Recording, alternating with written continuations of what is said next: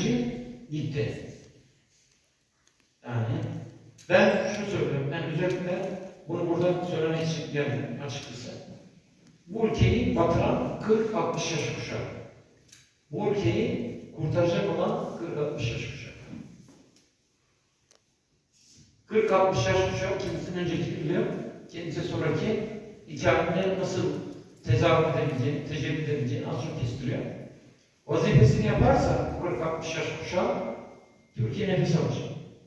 Bölgede nefes alacak. Dünyada nefes alacak. Dünyanın cümle şu bakın. Sonlarını da kuracağım. Cümle şimdi kurayım. Dünyanın yaşanabilir bir yere dönüştürülebilmesinin tek şartı var. Türkiye'nin duruma geri müdahale etmesi.